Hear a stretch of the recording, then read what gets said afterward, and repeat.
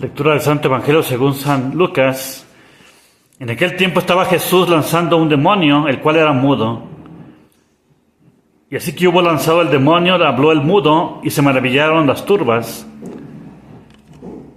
Mas algunos dijeron: por arte de Belcebú, príncipe de los demonios, expulsa a los demonios.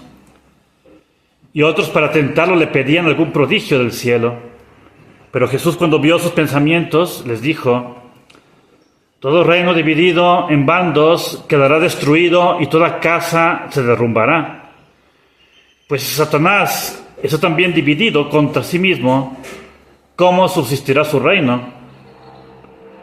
Porque decís que yo lanzo los demonios en virtud de Belcebú. Pues si yo, por virtud de Belcebú, lanzo los demonios, vuestros hijos, ¿por virtud de quién los lanzan? Por tanto, ellos mismos serán vuestros jueces. Mas si con el dedo de Dios lanzo los demonios, ciertamente el reino de Dios ha llegado ya a vosotros. Cuando un valiente armado guarda la puerta de su casa, está seguro de cuanto posee. Mas si asaltando lo otro más fuerte que él lo vence, le quitará todas las sus armas en que confiaba y repartirá sus despojos. El que no está conmigo está contra mí, y el que no recoge conmigo desparrama. Cuando el espíritu inmundo ha salido de un hombre, anda por lugares áridos buscando reposo, y no hallándolo, se dice: volverá a mi casa de donde salí. Y tornando a ella, la encuentra barrida y adornada. Entonces va y toma consigo otros 7 espíritus peores que él, y entrando en ella moran allí. Y así el último estado de aquel hombre viene a ser peor que el primero. Y aconteció que, diciendo él esto, una mujer de en medio del pueblo levantó la voz y exclamó: bienaventurado el vientre que te llevó y los pechos que te amamantaron. Y él dijo: bienaventurados más bien los que escuchan la palabra de Dios y la practican. En nombre del Padre, del Hijo, del Espíritu Santo. Amén. Ave María Purísima. Su reverendo Padre, reverenda Madre, reverendas hermanitas, fieles hermanitos. Bueno, finalmente estamos de regreso en Guatemala, después de misiones bastante importantes. Es parte de la obligación de caridad que tenemos, ¿no?, con todos los hermanos en Cristo. Somos muchos que necesitan algún consuelo. Ese es el sermón del día de hoy, acerca de la consolación. Porque es una de las obras de misericordia por excelencia en este momento. Consolar a los que sufren, consolar a los tristes. Por eso quiero que meditemos, reverendas madres, juntos. Quiero que analicemos el Espíritu de Cristo, especialmente en su agonía de Getsemaní. Porque Jesucristo lo dice muy claro en el Evangelio del día de hoy. Él dice lo siguiente: el que no está conmigo está contra mí. El que no recoge conmigo desparrama. Básicamente uno tiene que estar en sintonía con Jesucristo, absorbiendo su espíritu. O sea, muchas veces se ha dicho que hay que tener el espíritu de la Iglesia Católica, el espíritu de Cristo, nuestro Señor. De hecho, es lo que se ha perdido. Por eso el enemigo logró quitarnos la Santa Misa y casi todas las parroquias del mundo. Porque se perdió el espíritu de lo que es ser católico, de lo que es ser cristiano, lo que es ser hijo de Dios. Y eso se adquiere precisamente contemplando, aprendiendo de nuestro Señor Jesucristo, nuestro Señor. De tal manera que podamos decir: estoy con Cristo y no contra Cristo. Pues vamos a analizar esas palabras de Jesucristo primero en su agonía, en el huerto de Getsemaní. Hay que decir lo siguiente: Jesucristo quiso sufrir en un grado totalmente extremo y profundísimo todo lo que la humana naturaleza sufre, como el miedo, el pavor, la tristeza, el tedio, la angustia, la preocupación. Jesucristo quiso soportar lo que es la debilidad del hombre, para que nosotros no lo tengamos, para que solamente sea pasajero y lo suframos con Él y Él nos levante y nos lleve a la luz, al cielo, a las consolaciones de Dios. Esto no quiero que lo perdamos de vista. Jesucristo nos quiso consolar todo el tiempo.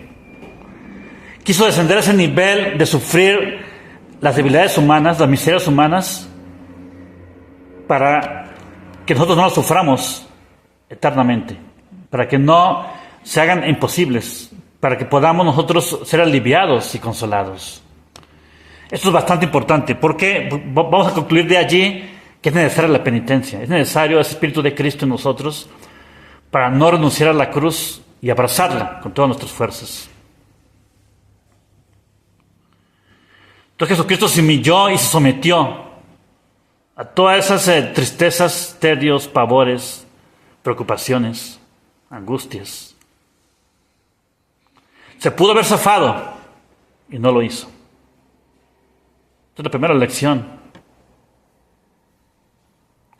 Uno no debe de huir de la cruz. No importa cómo esté, no importa lo que tenga atado a ella. Entonces es necesario contemplar a Jesucristo, especialmente en la Santa Cruz, en la flagelación, especialmente también en la agonía del huerto de Getsemaní. Contemplarlo débil, pálido, tembloroso, sudando sangre. Un desaliento mortal le hace suspirar y gemir. Se cumplió la profecía de Isaías, que decía que sería abatido e inundado por todos los males. Y los tomó todos como si todos fueran suyos, los males, las tristezas, la agonía. Como si tuviera delante de los ojos todas las miserias humanas. La quiso tomar sobre sí mismo. Quiso tener esa tristeza tan aguda para alcanzarnos la alegría eterna a nosotros. Póngase a pensar en esto, solamente en esto. Quiso padecer tristeza profunda hasta derramar sangre de su piel, de su cara, de sus poros de su cuerpo. Quiso sufrir esa tristeza tan profunda, mortal, para alcanzarnos la alegría eterna del cielo. Esa es la suprema consolación. O sea, Jesucristo todo el tiempo piensa en nosotros. Y eso que le estuve predicando a las misiones estas últimas semanas. En eso nos enfocamos. Que el católico vive al pie de la cruz porque Jesucristo celebra la Santa Misa en un presente divino, en tiempo presente. De tal manera que el sacrificio del Calvario y la Santa Misa es el mismo sacrificio en tiempo presente para pagar, para satisfacer los pecados y consolarnos también cuando estemos arrepentidos, que queremos ayuda, y para aliviarnos, endulzar los cruces. Jesucristo está ofreciendo su sangre todo el tiempo a su Padre en tiempo presente. Mientras cometemos nosotros pecados, Él está en actitud de consolación, de intercesión y de sufrimiento por nosotros. Por eso es que el católico tiene que estar al pie de la cruz todo el tiempo. O sea, pues no importa cuántas misas haya, lo que importa es que uno por la fe se conecta a la Santa Misa y está al pie de la cruz todo el tiempo. Y eso fue lo que hizo que nos quitaran la misa tridentina. Pero la gente ya no veía la misa en toda su alma, en el espíritu que hay que tener para tener la misa presente delante de los ojos todo el tiempo, ya no la tenían presente. La tenían como una maquinita para obtener sacramentos. Una vez que tengo sacramentos ya me siento aliviado, consolado, y ya me olvido de Dios y yo hago mi vida a mi manera. Mientras Cristo sigue coronado de espinas y sudando sangre, pagando pecados, uno está con la vida cómoda y alegre, como a uno le gusta, y no como a Dios le gusta. Esta es la tragedia. Este es el espíritu que se perdió. Por eso da mucha lástima. Muchos sacerdotes no predican la conversión, no predican la necesidad de penitencia, de mortificación, sino predican más bien todos los sacramentos y con eso es tu mayor consuelo y ya lo demás ya Dios tendrá misericordia. O sea, eso no es el espíritu de la iglesia. Pero la fuente de todas las gracias es la Santa Cruz. Por eso lo que estamos contemplando ahorita en este momento va junto con la Santísima Virgen María. O sea, la Virgen Santísima en su soledad, en sus dolores, tuvo exactamente los mismos sentimientos de Jesucristo, iguales. Y todo el tiempo los tiene. Y Dios se conforma con que la consolemos a ella. Es la mejor manera de consolarlo a Él es consolándolo a ella. Es el secreto de Fátima, más importante. Y eso nos tiene que mover a estar en actitud de consolación, de reparación, todo el tiempo de la Madre Santísima. Todo el tiempo. Lejos del pecado, lejos de la mezquindad, de la tibieza, lejos de mi voluntad, de mi comodidad, de mis intereses personales, de cómo me siento, inclusive lejos de buscar para mí algo, inclusive consolaciones, me enfoco a la Virgen Santísima, a la Madre Santísima. Porque consolándola a ella es como nos vamos a consolar a nosotros, porque Dios nos consuela, nos ayuda, nos bendice. El 100 por 1 en esta vida y la vida eterna. Entonces lo que hay que dedicarse solamente es olvidarse de uno mismo y consolar a la Madre Santísima. No importa cuánto suframos, no importa el costo, no importa el precio, no importa lo que Dios quiera que suframos, inclusive el martirio o la crucifixión. No debe importar. Por eso urge este espíritu de Cristo y de la Virgen Santísima al pie de la cruz todo el tiempo. Especialmente los religiosos. Para eso nos hacemos religiosos. Yo les contaba a las madres en los retiros, ¿no? Cuando un joven viene a hacerse religioso, uno les pregunta, primer día, ¿a qué vino? ¿A qué viene? Y si no responde, vengo a crucificarme por Cristo, uno mejor no los acepta. No, pues es que no. Si no es eso, es muy poco lo que vas a ofrecer. Y no es todo, entonces mejor no vengas. No, mejor no vengas. Nuestro padre San Francisco es el ejemplo, ¿no? San Francisco de Asís, San Francisco de Paula y San Benito. Todo. Y Jesucristo lo dice muy claro. Que Dios está conmigo, está contra mí. El que no recoge conmigo, desparrama. O sea, el que no refleja a Cristo, la luz de Cristo, el amor, la pasión, la muerte de Cristo, la mortificación de su cuerpo, el que no recoge almas mostrando esa actitud de Cristo hacia los demás, está desparramando, o sea, está perjudicando, está dañando. Está oscureciendo las almas y la luz y la gracia de las almas.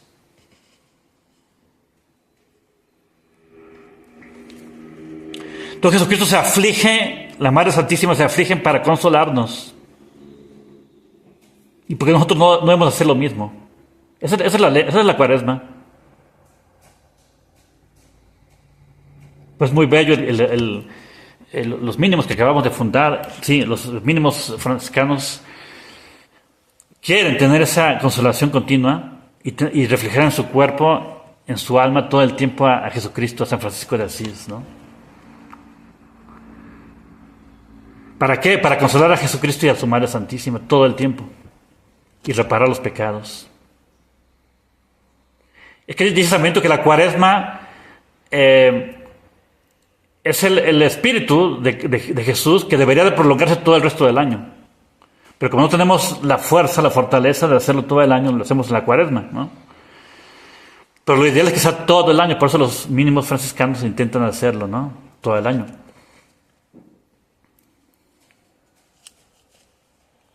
Entonces hay que contemplar en Jesucristo, en su santa faz, en su cuerpo, esa tristeza, ese dolor por el pecado, esa angustia. Y nuestras potencias, nuestro cuerpo, usarlas para salvarnos y para salvar a los demás, reflejando ese dolor de Cristo, esa penitencia de Cristo por nuestros pecados.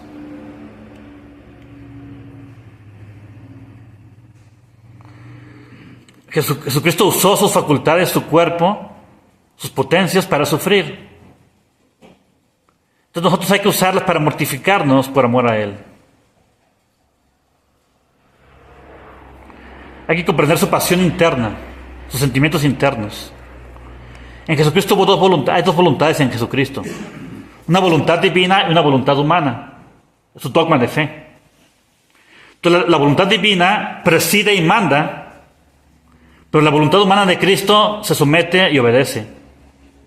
La voluntad divina acepta el sufrimiento y la voluntad humana aborrece el sufrimiento por naturaleza. Entonces la razón humana tiene que doblegar la carne y los sentidos y someterse a Dios, a su voluntad. Pero no elimina la naturaleza, seguimos sufriendo. Claro, se siente el sufrimiento y la soledad. La tristeza la sentimos todos, el miedo. Pero aquí está precisamente la solución del problema. Jesucristo nos llama a ser hijos de Dios. Entonces, movernos por motivos divinos, motivos sobrenaturales, motivos de fe, como es lo que hemos estado explicando en los últimos años, ¿no? En los meses.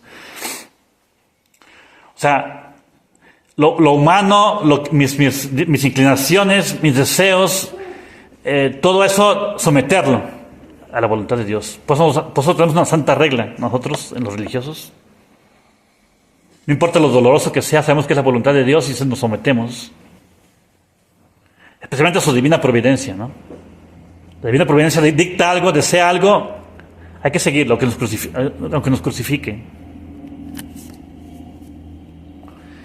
Por ejemplo, meditemos en Jesucristo. En el huerto de Getsemaní, en su mente, veía a su Padre solamente indignado. Sentía terror, sudor, palidez excesivo. ¿Por qué? Porque quiere soportar por nosotros todo lo que el hombre es capaz de sufrir. Porque Jesucristo quiso hacerlo de esa manera para Él ser el remedio, el consuelo de todos los aspectos de nuestra vida. En cada detalle, en cada problema, en cada preocupación, Él es el remedio, es la salud. Por eso quiere que vayamos a la Santísima Madre, porque ella nos alivia en nombre suyo. Pónganse a pensar en esto. No hay dolor o tristeza o problema humano que no haya pasado por la mente y por el dolor del alma de Cristo en su cuerpo y en su alma. Jesucristo en ese momento ve las ignominias y los dolores en detalle que ha de sufrir. Los desprecios, insultos, golpes, azotes, espinas, en detalle. Como si todos los hombres y todos los pecados estuvieran delante de sus ojos hasta el fin del mundo. Él mismo lo dijo por el profeta David, dijo: nunca hubo un dolor comparable a mi dolor.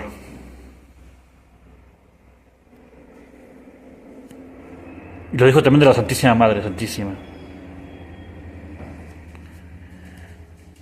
Jesucristo quiso sondear la malicia y la fealdad del pecado, como si todos hubieran pecado ahí delante de sus ojos.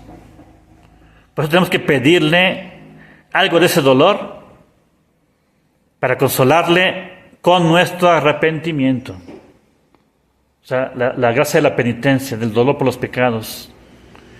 Eso hay que pedirlo. Eso es lo que los monjes siempre pidieron. La gracia número uno que los monjes de San Benito pedían todo el tiempo es la gracia del dolor por los pecados, el arrepentimiento fuerte, sincero. Pues San Benito lloraba. Siempre que se ponía a orar, lloraba, literalmente lloraba. Dice que no hacía otra cosa más que llorar mientras oraba en la capilla. Se arrodillaba y empezaba a llorar. Todo el tiempo era llanto. Por sus pecados y por los pecados de todos nosotros. Entonces, hay que entender que Jesucristo se hizo fiador. Asumió toda nuestra deuda y se obligó a pagarla. Solo por misericordia. Porque vio nuestra extrema necesidad. Entonces requerimos nosotros los excesivos sufrimientos y la muerte de todo un Dios hombre. Entonces es necesario humillarnos, porque somos deudores, que somos pobres endeudados e insolventes. Y como somos los deudores principales, de ahí viene que la penitencia es obligatoria. La penitencia es para pagar los daños hechos por nuestros pecados en la vida pasada. Y los pecados de nuestros hermanos también. Porque es la misma cruz, es que Jesucristo lo dijo: lo que haces con los demás, por los demás lo haces conmigo. Por eso hay que ver los sufrimientos y los pecados de los demás como si fueran míos también. Por eso uno no juzga, no ahorca a la gente, no los castiga, a menos que sea por justicia, por deber de Estado, ¿no? Al contrario, si uno ve una hermana que anda muy mal, uno duplica las oraciones, duplica el cariño, la penitencia por ella. Obvio, ese es el Evangelio. Es lo que hizo Jesucristo, es lo que hace la Virgen Santísima. Entonces, somos deudores con Cristo. Somos miserables, no podemos pagar, somos insolventes. Y aunque ofreciéramos todo nuestro cuerpo y todas las almas y virtudes de todos los hombres de la tierra, no podremos pagar nuestras deudas. Por eso hay que tener esos sentimientos de Cristo todo el tiempo. Estoy aquí para pagar. He abusado de mi cuerpo, de mi tiempo, de mis facultades. No tengo derecho a disfrutar de este mundo. No tengo derecho a decir que mi voluntad quiere algo diferente. No tengo derecho a pecar, ¿no? Eso no existe. Estoy obligado a estar como penitente todo el tiempo. Por eso es muy bello que los mínimos franciscanos tienen precisamente la orden de los penitentes. Tanto penitentes seculares como regulares, ¿no? Los laicos y religiosos también dentro del monasterio. Porque ese es el espíritu que Dios quiere, penitencia. Y acabo con esto, Jesucristo lo dijo en las Sagradas Escrituras: si no hacéis penitencia, todos igualmente pereceréis. Son palabras de Jesucristo.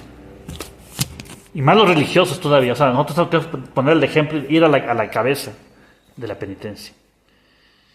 Hay que pedir esa gracia a Dios nuestro Señor y meditar. Hay que meditar y contemplar la pasión y muerte de Cristo, los dolores de la Virgen Santísima, su soledad, todo el tiempo. Que Dios nos ayude y nos dé esa gracia en nombre del Padre, del Hijo y del Espíritu Santo. Amén. Ave María Purísima. Sí,